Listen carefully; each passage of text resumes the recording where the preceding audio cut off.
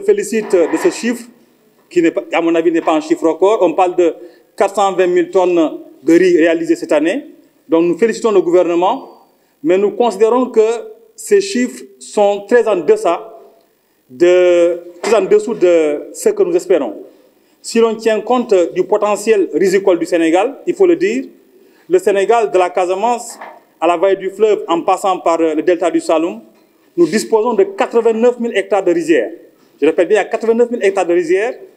Et si l'on va s'enorgueillir d'avoir réalisé 420 000 tonnes de riz dans la vallée du fleuve, c'est très insuffisant par rapport au potentiel de ce pays-là. Je le rappelle encore une fois, la Casamance détient 60 000 hectares de vallées rizicoles pas suffisamment mises en valeur. Et d'ailleurs, en 2022, les statistiques font état d'une importation à hauteur de 346 milliards de riz. Si l'on tient compte du fait qu'ici au Sénégal, au sud du pays, nous avons des civilisations rizicoles, les civilisations Balante, Diola, Manjak et autres, le potentiel de ce pays-là est très loin d'être exploité. Là, nous avons abordé de façon très sommaire le problème de la riziculture, et ce n'est que la partie visible de l'iceberg, parce que nous constatons depuis un moment un volontarisme de la part du gouvernement à promouvoir l'agro-industrie. Nous ne sommes pas contre l'agro-industrie, mais nous, les sociaux-démocrates du Sénégal, nous avons élaboré un autre modèle de développement. Nous pensons plutôt à une agriculture d'échelle à laquelle sera arrimée une industrie d'échelle pour éviter une extraversion appauvrissante de notre économie. Mais si on veut promouvoir l'agro-industrie, à long terme, ça va tuer l'agriculture familiale et ça va transformer nos vaillants paysans en de simples ouvriers. Donc nous alertons le gouvernement à plutôt mettre l'accent sur une agriculture d'échelle arrimée à une industrie d'échelle. Et pour mieux répondre également aux aspirations de nos populations et également prendre en compte les programmes de développement de façon efficiente, nous pensons que le gouvernement doit consolider les budgets de l'Institut sénégalais de recherche agricole, l'ISRA, mais également d'ouvrir des facultés d'études en développement dans nos universités.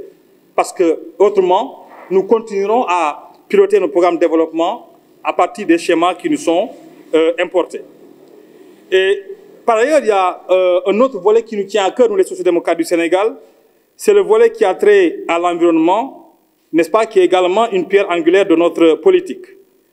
Et cette année-ci, comme vous l'avez constaté, nous avons planté 1340 arbres dans le Koubanaou.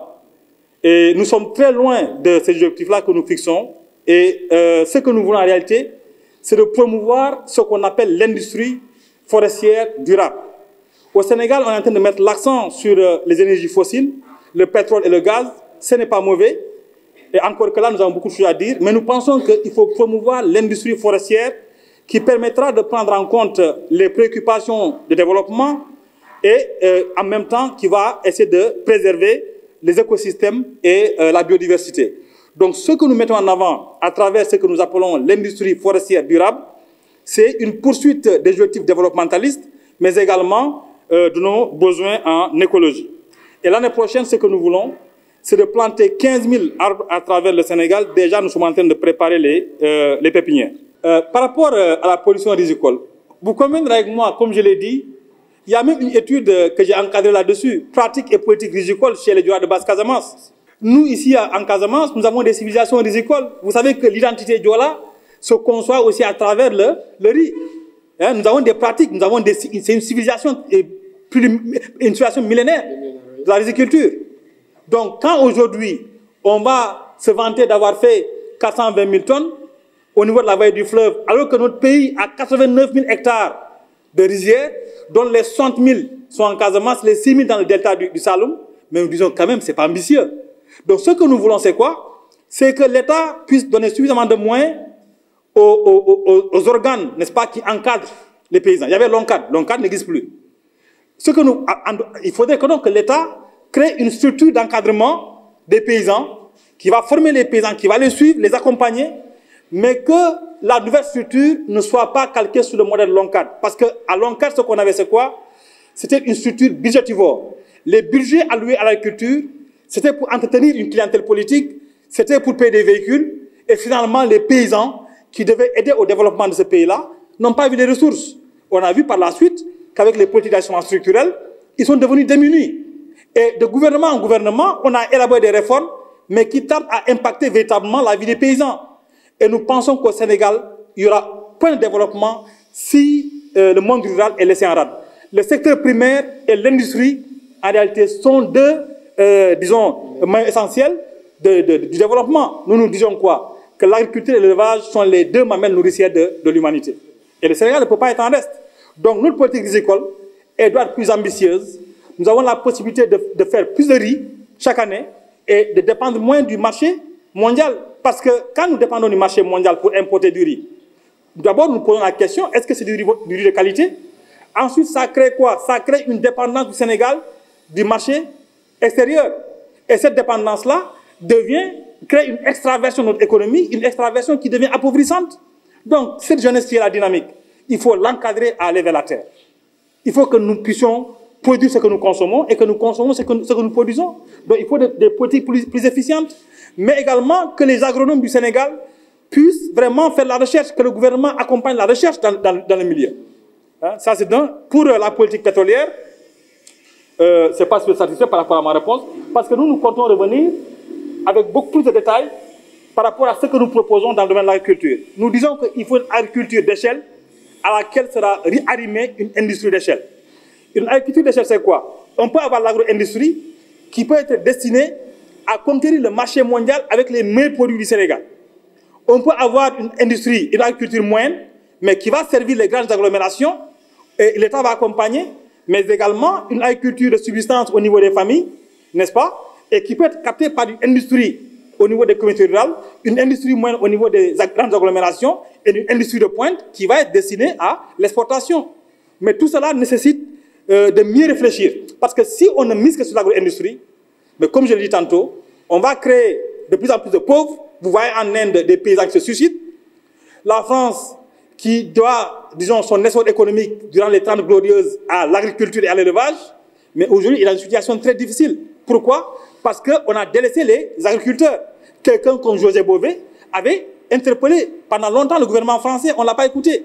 Et aujourd'hui, regardons la pauvreté qui sévit en France. Ouais, donc c'est parce que quelque part, la politique agricole qu'on met en avant n'est pas bonne. Allez à l'Institut sénégalais de recherche agricole ici à Ziguinchor. Mais ils peinent même à trouver suffisamment d'eau pour arroser le bananeraies, ils n'ont pas assez de ressources. Et pendant ce temps, nous avons des Italiens qui signent un contrat avec l'État du Sénégal, qui disent qu'ils vont prendre 10 000 hectares. Ils parlent de quoi? De créer des semences. Quand on crée des semences, c'est quoi? Donc ce n'est pas des semences naturelles. Et pendant ce temps, qu'est-ce que ça fait? On prend des terres aux populations. Est-ce que ça va pas créer d'autres tensions? Donc voilà pourquoi nous pensons qu'il faut en réalité anticiper sur tous ces problèmes et il faut une politique mieux élaborée et aussi qu'il y ait une continuité. Il ne faudrait pas que chaque gouvernement qui vienne décline un plan pour quelques années, changer vers notre plan, comme ça a été le cas sous Wade.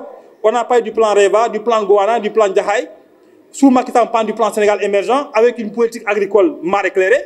Aujourd'hui, on fait un pilotage à vue, mais quand même, jusqu'à quand? Pour la politique pétrolière, quand ils étaient dans l'opposition, ils avaient mis en avant l'idée de la renégociation des contrats de concession. Mais depuis qu'ils sont là, on n'entend rien. Qu'est-ce qu'on en dit? Ce sont des ressources qui nous appartiennent, qui appartiennent à nos enfants, à nos petits-fils. Il faut une politique beaucoup plus durable. Parce que ce qui a été fait jusqu'ici en termes de gestion pétrolière en Afrique, mais c'est une gestion calamiteuse. La meilleure politique pétrolière qu'on a eue au monde, c'est celle-là qui a été déroulée en Norvège, qu'on a appelée Oil for Utvikling, Oil for Development, le pétrole pour le développement, où il y a eu des compagnies étrangères telles que Shell et ExxonMobil qui ont proposé à l'État norvégien les mêmes types de contrats qu'on a presque ici au Sénégal, mais l'État norvégien a refusé et a imposé une taxation qui fait que les compagnies étrangères qui n'évoluent pas dans le secteur du pétrole et du gaz payent au moins 28% de taxes à l'État norvégien, mais en plus les compagnies étrangères, les compagnies pétrolières telles que Shell et ExxonMobil payent 50% de plus. Donc ce qui fait que ça fait quoi? 78% de taxes que ces compagnies payent à l'État norvégien. Et voilà pourquoi ce pays-là, qui était parmi les plus pauvres d'Europe jusqu'aux années 70, a aujourd'hui l'indice de développement humain le plus avancé. C'est parce que, mais quelque part, ils ont eu des gens qui ont été patriotes, qui sont des visionnaires et qui ont travaillé à relever le standard de vie de la population. Ils ne sont pas plus intelligents que nous, ils ne sont pas plus patriotes que nous, il faut de la transparence, on apprend qu'il y a des négociations, mais est-ce que le peuple est informé? Et moi, je considère que si nous devons avoir que 60%, si on doit avoir moins de 60% des revenus du pétrole, c'est qu'on a échoué.